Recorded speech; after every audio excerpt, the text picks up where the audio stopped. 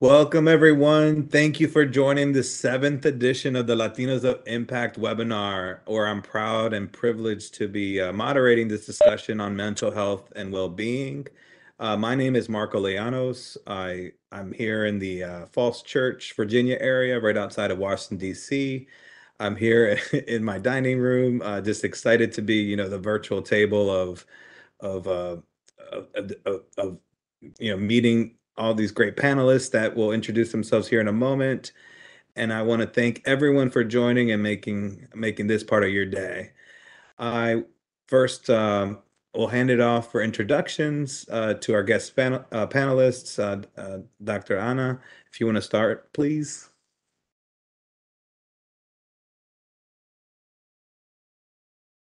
Unmute, that would help. Thank you, Marco. Thank you for having me. I am so excited because today we get to move from shh, we don't talk about mental health to yes, let's talk about it and let's talk about it now. My name is Dr. Anna Flores Locke. I'm founder and owner of Charlander Counseling Services.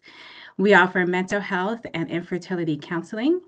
And I'm also a doctoral lecturer with Lehman College in the Bronx. And I'm so excited to be here with you today.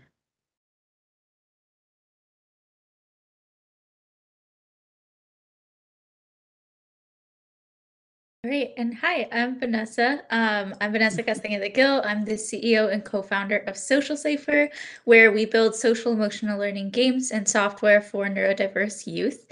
And I'm really excited to be here with everyone today as well, and to have some great discussions with these panelists. Thanks for having me. Awesome. Thank you. Anwar? Yes, thank you very much. I'm very excited as well. I'm Anuar Gomez. I'm a physician located in Costa Rica, originally from Mexico, but located in Costa Rica. And I hope that we can enjoy to share all the insights that we have to offer you about mental health and about some resources that will be helpful for you about this very interesting topic. Thank you for the invitation.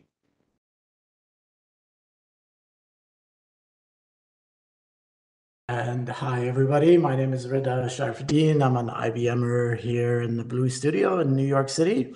I'm also a student, in a way, of the mind. I've studied Tibetan Buddhist philosophies, meditation, mindfulness practices, and I've practiced and studied dialectical behavioral therapy.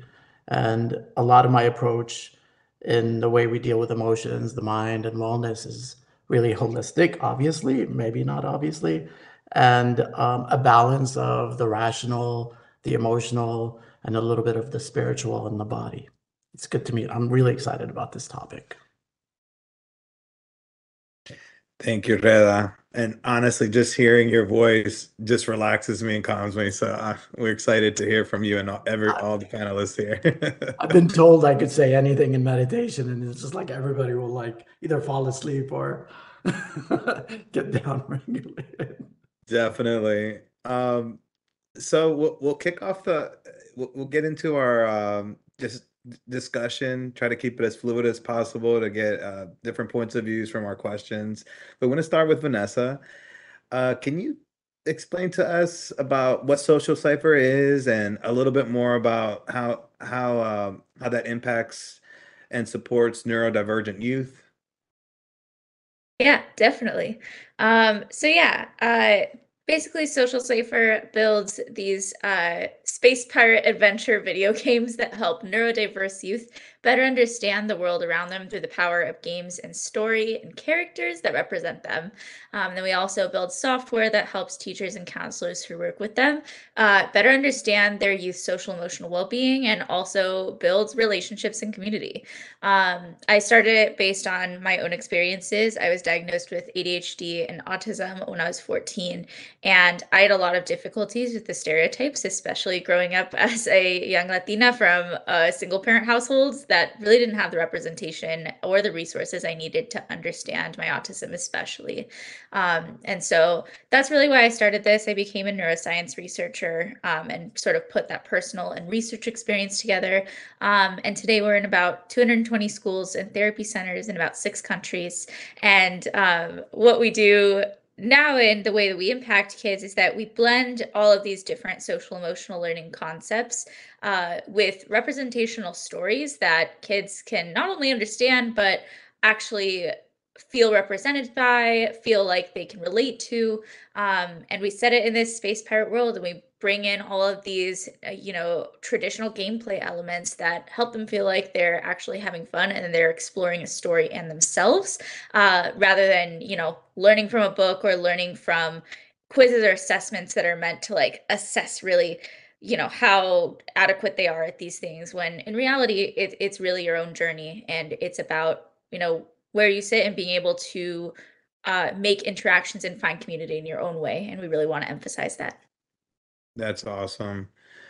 During our kind of green room virtual rehearsal, you pulled a thread on just the youth and the impact, because growing up in the Latino culture, if you're neurodivergent, at least from my experience, it's, if you don't get diagnosed or you don't get support from the right people, whether it's schools or identify in those moments, it becomes a struggle, and you get pegged as either lazy or not smart, when in fact a lot of what you do is unlock in a different way that those patterns. And so I think what you're doing is fantastic. And just more recently, my son, we discovered during COVID, when we're trying to just be a parent, be parents and teach him virtually, which was, I'm sure for many parents who went through this, just an awful engaging experience. That's when we learned he had a variation of dyslexia and ADHD, because we just couldn't get him to concentrate and physically write. He had problems physically writing, and we that wouldn't have been uncovered had we not been in person to see that. And a lot of this gets kind of slipped under the radar when you're packed full of 20 plus kids in a room. So it just, what you do is amazing. So appreciate, what you do, and the impact to our community. Um, so this is kind of an open-ended question. And I think from a mental health, and, it's Mental Health Awareness Month. And I think, it's an ongoing journey, but specifically for this month, I think, you know, it's a reminder to reflect how can we integrate mental health wellness during what we feel is overwhelming or stressful times. And I'll just give you, for example, like holiday times, end of quarter times for work, or anything, just like you just feel so overwhelmed. And maybe Anwar, if you can pick this one up, just to kind of elaborate with your background, and then we can kind of move around the table, with other panelists' point of views and expertise. Absolutely, Marco. No, it is very interesting how we perceive wellness and how we perceive mental health, and how we separate the concept of mental health from our own well-being or wellness, no? We always think about health in a way from a physical perspective. We were talking in the rehearsal about you go over exam of glucose, for example, to check if you are diabetic. You check your blood pressure to check if you have hypertension. But when you talk about going to psychotherapy, when you talk about going with a mental health professional, it's something that you immediately perceive as something negative, no? And I think that's the beginning. You have to, in order to integrate properly your wellness or your health in general to mental health at the same time, you have to be conscious that it's part of your equilibrium, no? It's part of your integral health. You cannot or you should not separate it, no? So if you do that in your daily basis, in your daily life, you will be able to do that during stressful situations like the one that you're mentioning, no?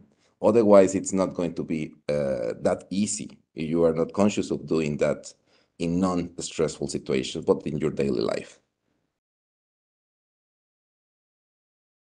Yeah, great points. And go ahead, Dr. Anna. Oh, yeah, no, I agree. I agree with that. We were saying how, wellness is mental health. And wellness to me includes all aspects of our physical wellness, our nutritional wellness, our housing, our vocational status, safe communities, our educational realm.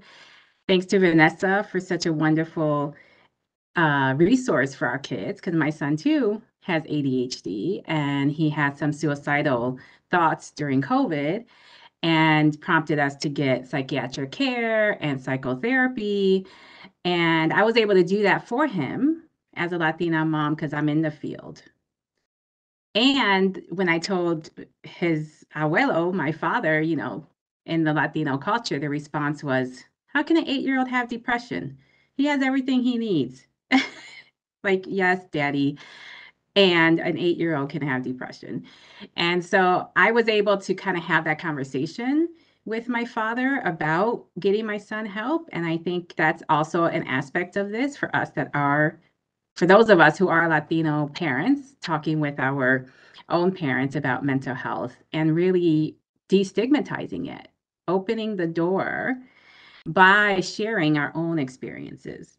And that's why I'm so excited for this webinar, because we are opening up those doors for conversation, especially amongst Latinos and Latinas and Latinx communities, because we don't talk about how mental health is wellness, is our well-being.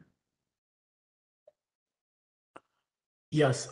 What's interesting about stressful situations, I think, is that we expect the same amount of thinking and problem-solving skills during stressful situations as we do when we're resilient and having joyous moments. So during the resilient, confident, joyous moments, I think what's important is embrace the fact that we will have stressful situations where we won't be functioning at the level that we usually do. Like embracing the idea that we can't problem solve when we're in high stress and maybe traumatized areas of our life, revisiting family during the holidays. So what's important during the moments of resilience is to understand what our toolbox is during moments of stress. So for example, with me, if I were going to the holidays and thought there would be a triggering moments, like what are my safety objects? What is that romantic comedy movie with J-Lo in it that I could watch that will help me down-regulate a little bit and think a little bit clearly? What are my meditation techniques or physical movement techniques that I quickly press on and call to help me down-regulate or release from those stressful moments and then begin to problem solve or have slightly a balance of wise mind in the conversations with the people I'm having stressful moments in. And this is a classic thing in dialectical behavioral therapy called dysregulation tolerance, or I forget the exact words. Right. And also being able to tell your family, right now, I need a little break. Right now, I'm just going to go outside. And I know that's hard for me to have boundaries. That seems simple, and yet that's so powerful to not only know, okay, when am I desesperada, right? When am I getting us like this? And when are there moments when, okay, I need to just take a break, take a moment, I'll be back. And modeling that, right? Modeling that for our family and our children, and doing those quick de-stressors that we know work for us starts with telling our community, okay, at this moment, I need to take a break and I'll be back. I love the topic of boundaries because I hear this word brought up a lot and it's an important study for us to practice. But I was just thinking about boundaries that don't go down during times of like being able to embrace and allow others to empathize with. So what's important to me in the topic of boundaries is like, think about what walls are you building? Are you building like big heavy structured walls that don't, is there moats around your emotional capacity, or are you building malleable boundaries that allow for the embrace and conversation of things to change in the world around you? So enough to protect you, but not enough to shut the world out. But I'm sure there could be more said about that. Reda, I'm gonna pull on that thread, and when not only boundaries, a question our production team, and shout out to the production team to get all this, get this in all our events going. One of the questions was, how do you prioritize wellness into your life, right? And when you use the word priority, because I'm an IBM consultant, I want a solution and architect. So I create boundaries of this is what I'm gonna do it, this is how I'm gonna do it. But getting some feedback from you and from all these panelists, it's you can't put a priority. Priority means you can only do one thing at a time. You have to we switched the word from priority to how do we integrate, make this a perpetual, sustainable, lifelong approach in how literally like instead of mental health, just make it a wellness program for yourself. And that's just so challenging because especially in the Latino culture, I see the mother, the father, they sacrifice and they give up and they don't they give up for their family. And sometimes that word priority is, in fact, you see it as, take a back seat to yourself, to your health, because you want to give to your family, to your kids, to aunts, uncles, whatever needed. So it's it's it's a different form or variation of what we talked about in one of our prep sessions, but I just wanted to pull that thread and get some reaction to what I just said.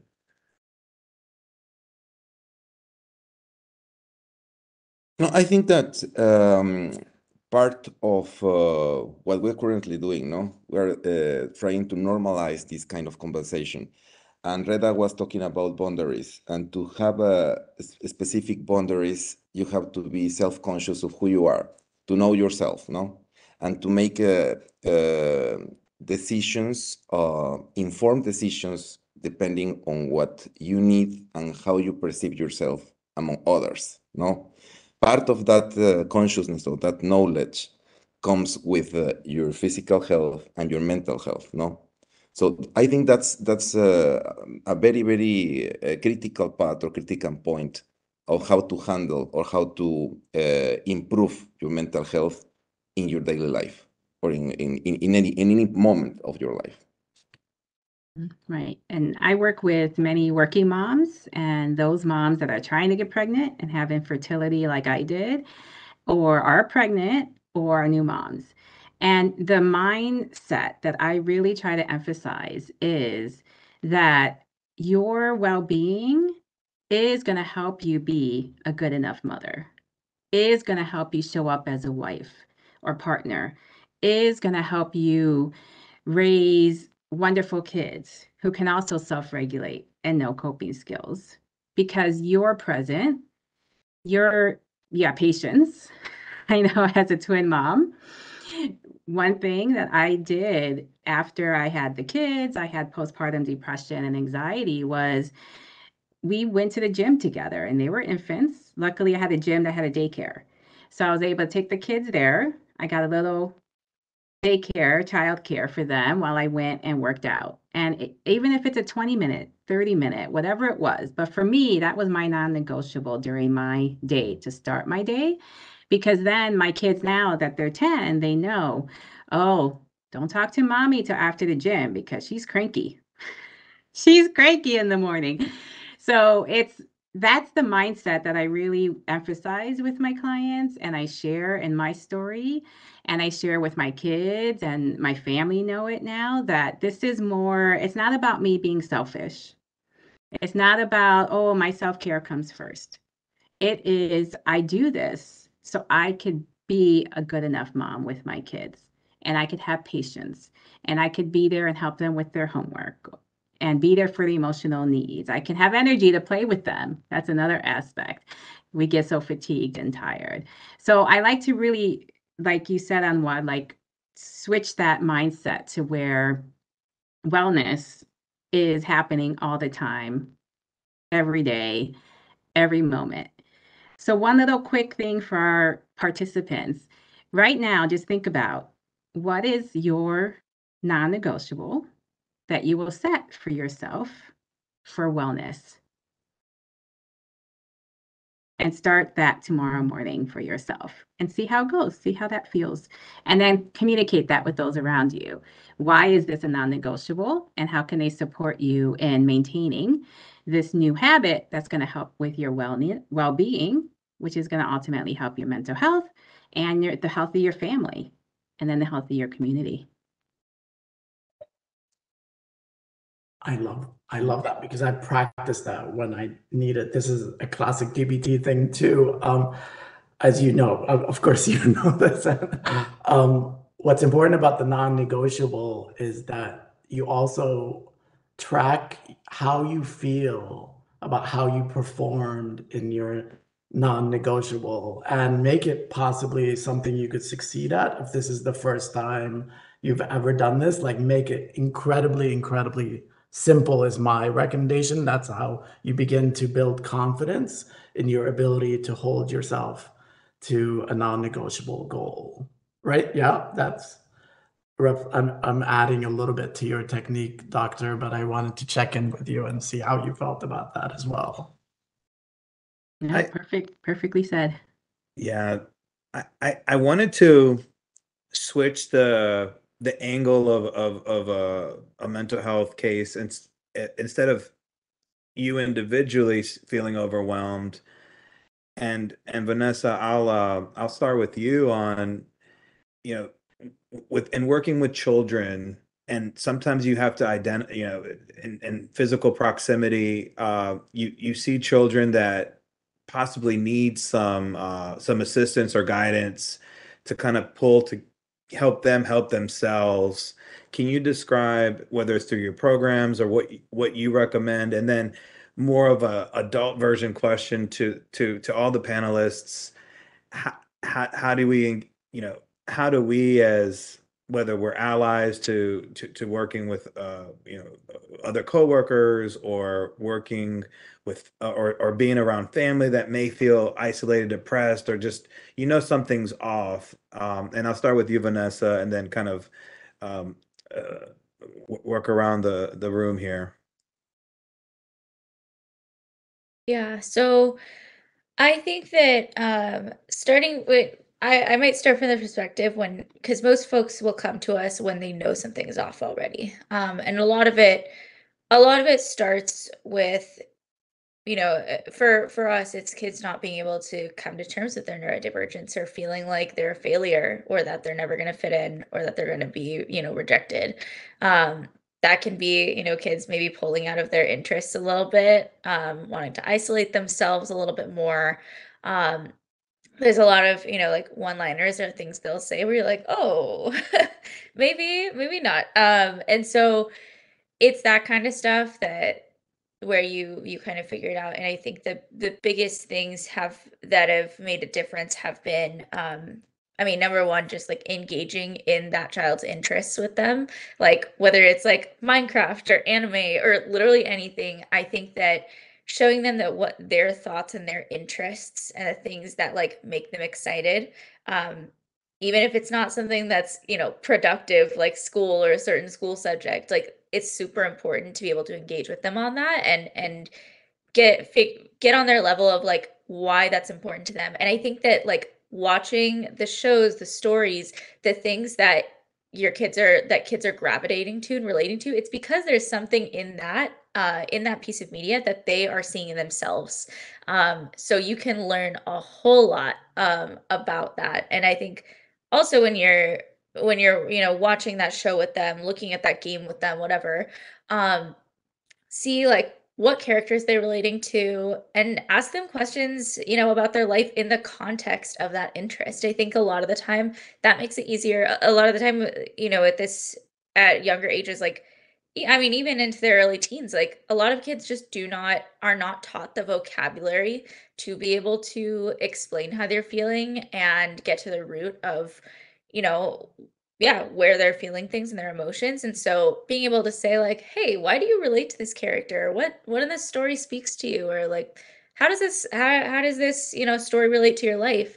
Like, I think putting it in the context of that helps kids be able to have a layer of safety where they don't feel like they have to be completely vulnerable if they're not at that spot yet, but it also lets them like engage in their interest while also talking about things that are really important to them, that they might not have discovered yet, that they themselves have a connection to. So, yeah.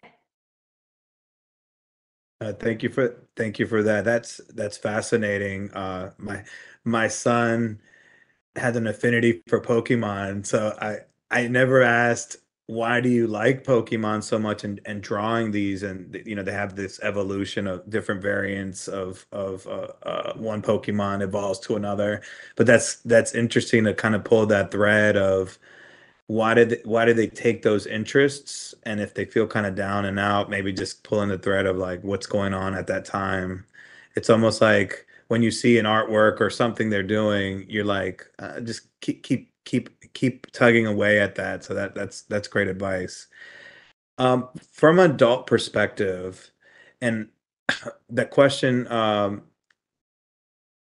resonates with I think with how I grew up, and a lot of Latino culturally grew up, that a lot of adult males and are seen as the breadwinner, or like kind of the hierarchy of that emotional leader where they actually don't show emotion and they push through.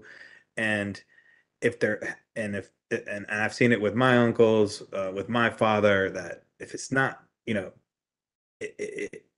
if it's not like critical, they don't have to go to the hospital. They're going to push through, and they don't discuss their emotions as much. They don't seek that wellness, and it kind of ties into what the question is when you see that as a family member, when you see this somebody struggling, and it's hard to approach them to help them, can Anwar, or Dr. Anna or Reda, if one of you could kind of answer that, like what's the right way to approach a friend, or anyone who's just that's struggling, but just kind of it's not easy to engage that moment, but that it's the right thing to do. Your question is very, very, very interesting, Marcos, because, I'm a manager for health and safety in Latin America, so Brazil, and you're asking about how to handle that situation with a relative, someone close from your close circle. But can you imagine when you talk about the workplace, no? Because we have the same question from employees saying, I'm watching a coworker who is struggling. I don't know how to approach, and which is the boundary that I cannot go further, no? So I think it's very, very, very, very good your point, because from my perspective, first of all, of course, that you have to be empathetic and to allow that person to know that that person can count on you, that you are aware that something is happening, but the person has to allow you to look for help, no? You cannot push on purpose the help. That's from my perspective the first step, no? To allow the person know that you are there, that you are aware, and that you can help in some way. And even just to provide information on how to seek a professional, or how to handle some specific situation, or even just to talk. I think for me that's the first step to approach. Mhm. Yeah, in some ways to do that is saying, I know this maybe right now you seem more sad, or I know there's something a little different with you, and I just want you to know I'm here for you. Right? Like that's an opening statement, or that's an inviting statement, and really joining them with where they are, and that could include, their activities or their pastimes, or even at work, and starting with a lot of positive affirmations. You're such a good provider. You're such a hard worker. I see how meaningful this job is for you. And sometimes when we get overwhelmed, or sometimes we just get tired and we need a little break, it's okay to share with me what's going on, or share with someone else. And that's only going to make you better at what you're doing. So always linking it to something in that regard, so they don't feel like their masculine, their masculinity is being taken, or they're being called weak. No, it's very strong and courageous to say, I need a little break, or I need to talk to someone. and then going and sharing. Simple act of talking with someone is healing already, because you're not carrying all that burden on your shoulders. We release it into our community, and our healing happens in our community. So that's some avenues I would also add to what Anwar said. Definitely.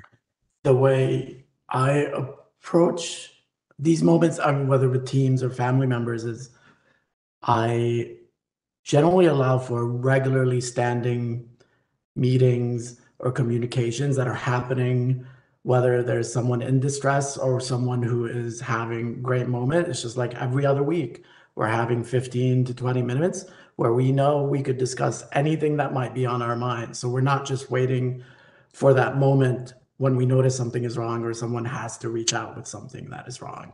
So that like there's like these anchor points that people could rely on throughout the year, that they know they could express themselves without feeling like, hey, can we have a conversation?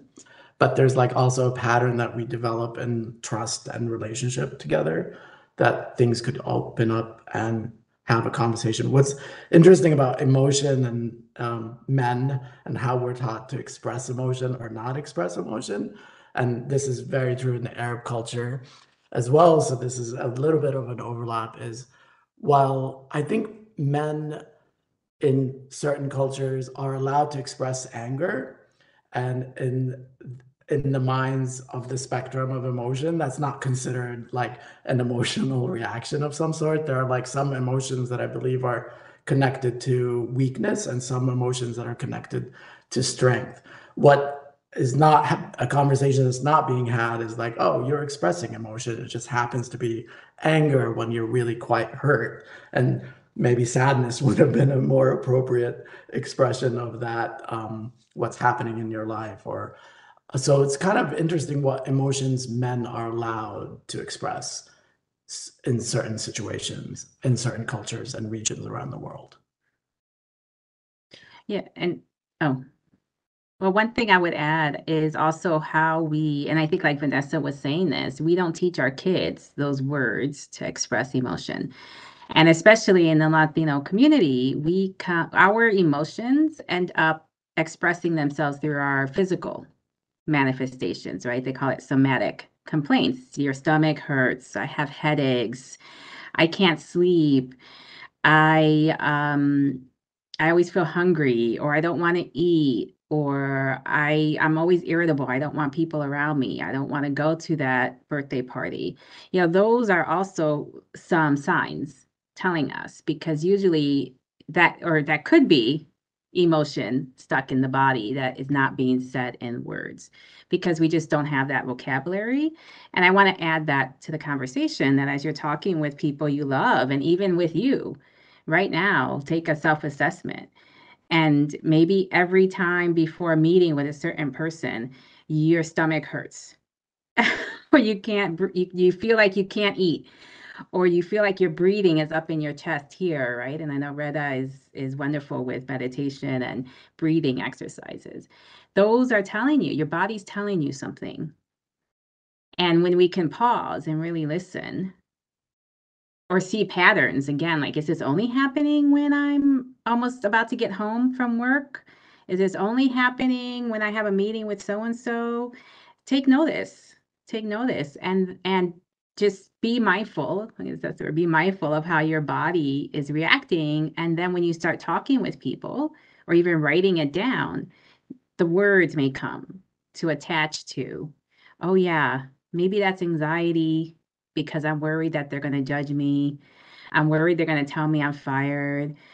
When I get home, my kids are thrown at me and I just need a moment to rest, right? Whatever it is, that starts coming forth when you start with what your signals in your body are trying to tell you.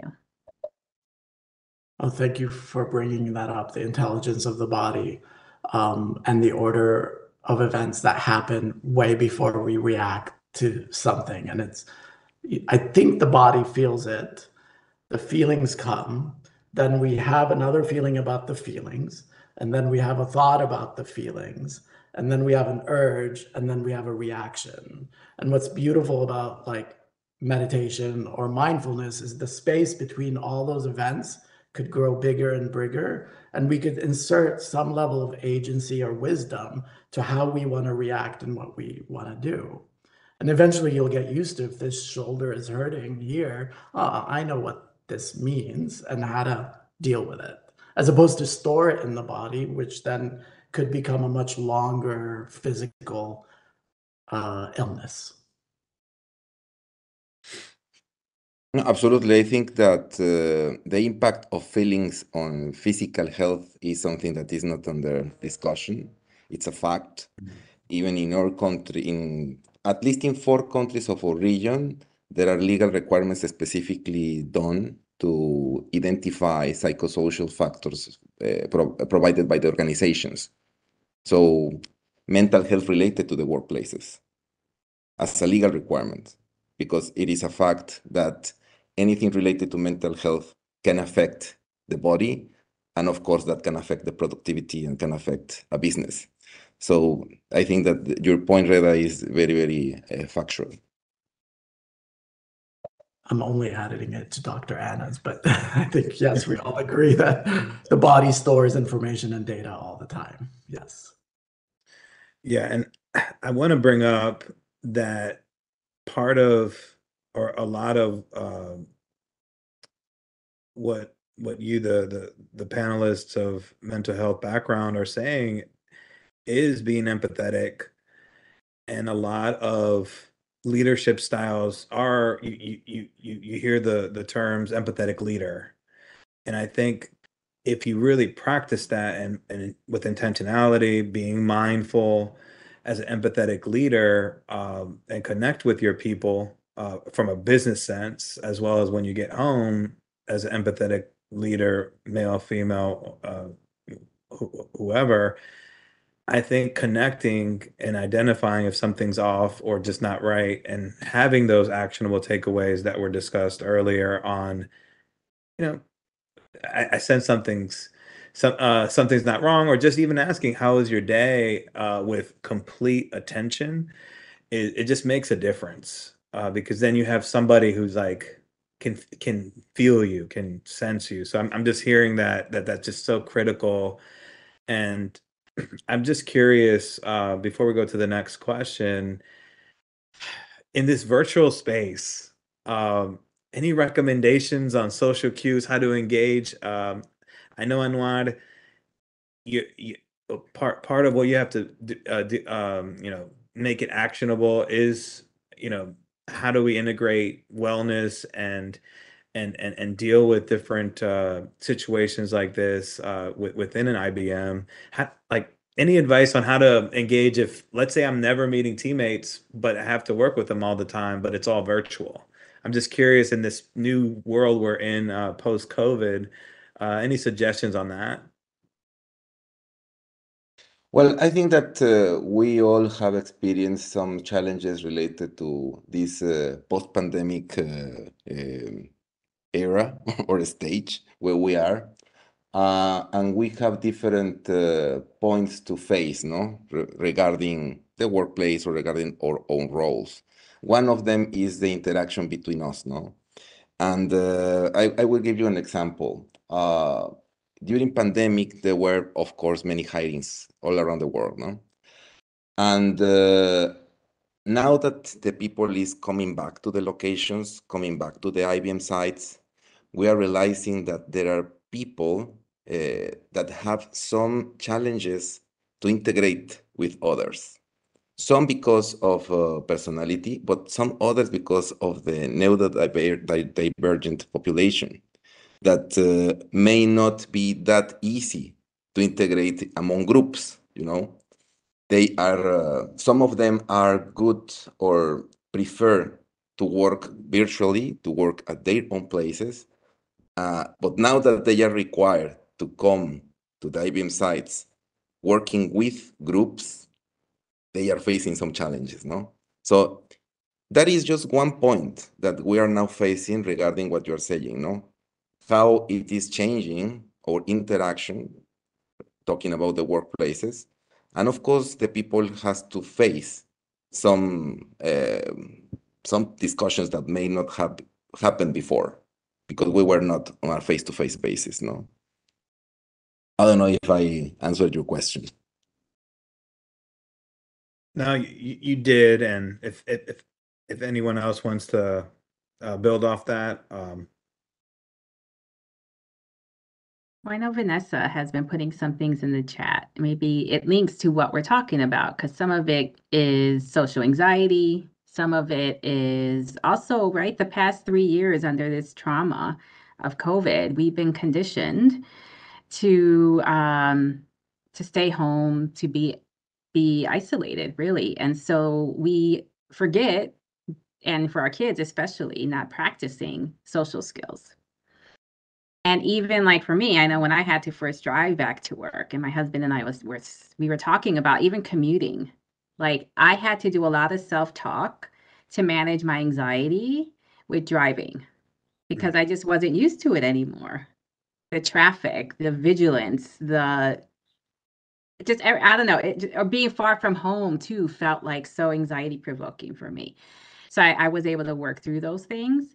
But I know kids are not practicing eye contact, how to read social cues like head nods, how to lean forward, how to give a fist bump or ask, can I shake your hand, or those things, because we have been in a virtual world. So I think that's an element of it too, is a little bit of like, we just have to do these things to feel more comfortable. And then we're all in the same boat with like, okay, it's a little weird. I don't know if I shake your hand or not. So just embrace that awkwardness and ask, what do you feel comfortable with, right? And that's part of our conversation now. Like, do you want my mask on? Do you want it off? Are you comfortable with a handshake? Those are, questions we didn't have before COVID. But yeah, Vanessa, do you want to add about your resources? Yeah, How that can help? 100%. So I mean, all of that definitely, Dr. Annette, I think that's all super true. I would also add that like we're as an autistic person, like there's also a standpoint where social, or not only socially but like in a sensory manner, a lot of us are kind of at square one too with sensory things. I mean, we're used to being in our homes and not being around too many people, and a lot of this sensory sort of background noise, which a lot of neurodivergent people experience all the time, but for a lot of even neurotypical people, it's becoming something that's like, oh, hey, all this sensory stuff is here, and it can just make you more anxious. So there are a couple of like also physical tools and supports that are really helpful. I'm a big believer in like easing into these kind of situations. So for me, especially, as I was starting to go outside again, like it was really important to kind of take these baby steps and level up a little bit. So like, first I'm going to go sit outside at the park with my dog, and then, we're going to eat outdoors with the family, and then maybe we'll try to enter, like a grocery store. Like just really leveling up and checking in with yourself as you get to those levels. I think also the physical tools of having things like I literally have my fidget spinner right here. Like having stim toys, having like rings that you can spin, anything that you can play with to kind of help you self-regulate and stay in tune with your body is really important. I also love, and I'm a big advocate for acoustic earplugs. So they're like little $15 earplugs you can get on Amazon, filter out all the background noise and allow you to focus on conversations. And that kind of stuff is incredibly helpful, especially when you're like, if you have also some COVID anxiety as well as social anxiety. If you're in a conversation and you're thinking about the people that are passing by you and the noise that it's making and all the visual stimulation it's making, and you're trying to talk to the person in front of you, if all that's going on, it's going to make you even more anxious. You're going to have an even harder time. So if you can filter some of that out, that's really helpful. I also listed some resources in the chat. So yeah, there are some, awesome like YouTubers out there and bloggers out there that have lived experience with social anxiety, with ADHD. And I've listed some of their resources. They do great videos and explanations. Also, Fear Tools is a great app for what Dr. Anna was talking about, especially of like, being able to have that positive self-talk and stop those negative thoughts. And so Fear Tools just helps you walk through these situations and how you are feeling. And I think for me, especially working through my social anxiety, especially with COVID stuff, being able to kind of like separate my thoughts and my feelings and what was going on, and what thoughts I was having in the moments that I was feeling anxious, that really helped me feel a lot more control over my reactions. So highly recommend that stuff. To all the listeners, play back those 2 minutes. That's a wealth of resources, along with the links that are in the chat that Vanessa is plugging for. I think all those sound amazing. I'm curious on the acoustic earplugs. I'm gonna research that as well, because regular earplugs, I'm not a big fan, but acoustic sounds a little different. That way you can still hear, but not, it still blocks out some of the sound. So that's interesting. Um, I'm curious, Anwar, from a resource standpoint, uh, IBM, and then I'm gonna follow this up with you, Reda. IBM, I know, has a wealth of resources to have this kind of ongoing wellness and training. Um, I'll do a quick plug, shout out for the insurance that I have. I didn't know this, but they provide um, dietitian and wellness coaches within my plan, which I found, I just stumbled and found out about it.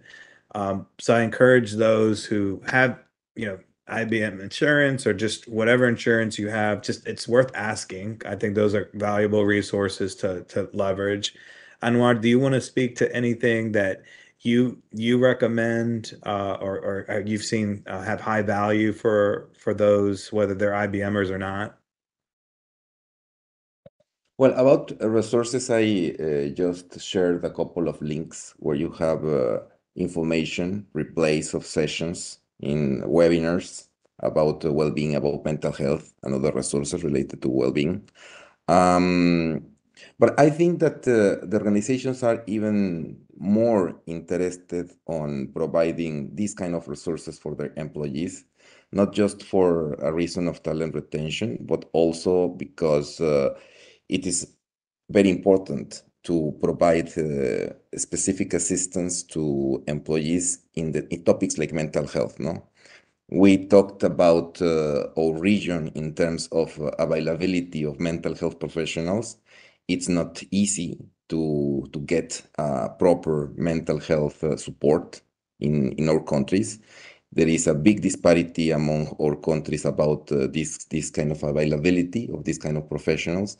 So to provide prevention or preventive measures, preventive materials, preventive information about mental health to employees, to people who is staying the most of the time related to the organization they work for, it is very, very important. And I think it's something that is part of the accountability of an employer. So IBM provides this kind of resources. Of course, it goes and depends on the medical plan, as you already mentioned. Each country has a different kind of medical plans, a different scope of the medical plans.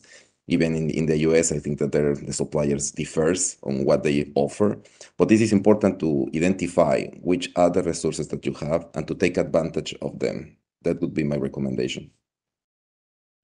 Absolutely. Thank you, Anwar.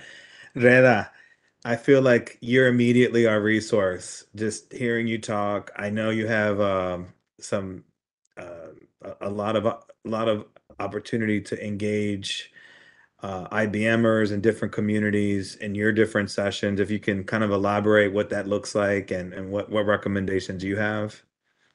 Yeah, I mean, there's so many. It's hard now to like hone in on which ones one would start. Anwar, I think, shared the one I would have immediately shared in the way of link. Um, I guide, meditations every other week. IBM is a large place, so I wasn't prepared to share like resources within IBM that uh, I would recommend immediately to start with. But maybe then there will be a follow-up link that I could do some work on sharing. But I did want to share something about what's exciting about a post-pandemic world to me is that our conversations about the diversity of the mind is brewing and happening more and more in the way that we're beginning to not only accept diversity of where we come from, but also like diversity of how we enter data into our mind and consume the world around us, and then how we then communicate it back out, and where are the strengths of those diverse kinds of thinking. And I think as leaders or people who may oversee teams, it's important that we're not encouraging old systems of thinking to help and promote people. In the past, I think it's been very much about extroverted, outgoing, social teammates that we encourage to have others model. But then there are teammates and people we work with that are silent and in the back, but incredibly precise and incredible at what they do. And why they might not want the credit, it's important to like recognize the heroic and magical power of that kind of thinking and all the spectrum within that. So I'm really excited about this time that we're not only talking about ethnicity and background and skin color, but even the invisible and how people are changing the way we think. Well said, Reda.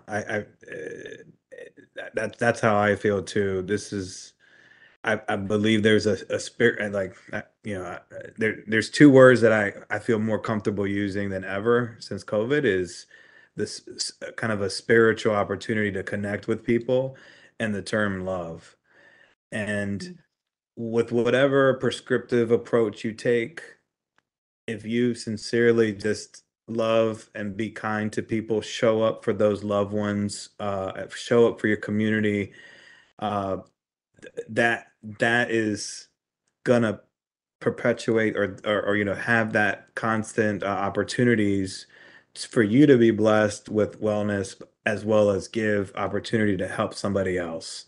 So I love what you said, Reda, and team here. Yeah. And remembering our biggest resource is our community around us, which goes along with what you're saying, Marco, is right now, again, a little ask from you all who are listening. Choose one person right now who's going to be on your dream team. One person who you trust, one person who you could call upon, one person who you could take walks with, one person, connect. Because in that community, that will grow and you'll have support in your wellness as you go forth. Well said. And that's a challenge for everyone. It's awesome. We have a few minutes left before we close out. Let's see if we have any additional questions we want to ask the panelists from the group chat here.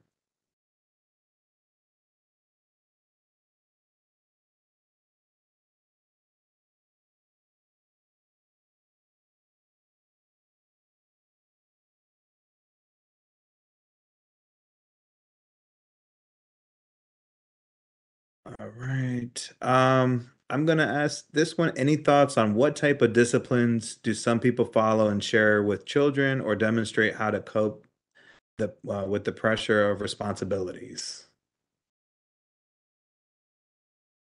Yeah, one thing I've done a talk on this. I call it managing multiple roles. And what I like to say is instead of what we usually do, which is prioritize, again, one on top of the other, which kind of feels like, well, if I'm prioritizing work, my kids come below, is flipping that and saying it's on a continuum. So they all hold equal importance and they all have their time when you can give time to it. So, like, we all have multiple responsibilities. And so, maybe like right now, I'm spending this 1 hour completely dedicated to this webinar. Next, I will prepare a meal, go sit outside, and have that meal, and maybe have my husband join me as well. And then after that, I have to pick up the kids and be mom. So I share it in kind of those buckets where they're equal on a continuum. And we can therefore have this mindset of like, okay, right now, I'm fully dedicated to this webinar. Next is going to be a meal.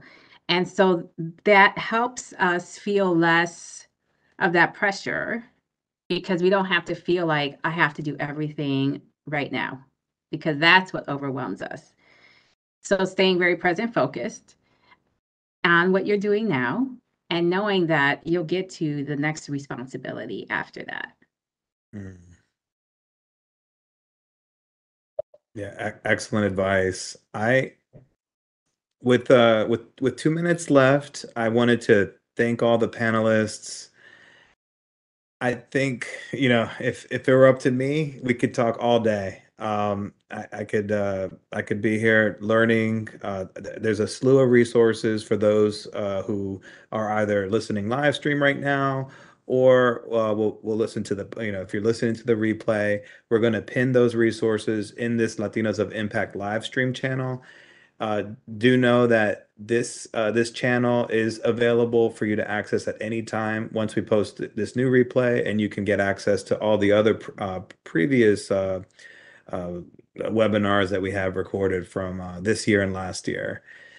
And in particular, we'll be sharing the links in the About section, just to be a little more pinpoint there. We appreciate everyone's time. Thank you to all our panelists. You've been amazing. I want to thank all the production team once again for making this all happen. And we look forward to our next webinar coming up in July. And if you have any feedback or want any specific topic or questions that didn't get answered that you want to hear from either our panelists or from myself or this webinar series, please let us know through the chat. And please reach out to the different panelists that have just amazing wealth of information. Thank you all. We appreciate you joining, everyone. Have a great rest of your day. Bye.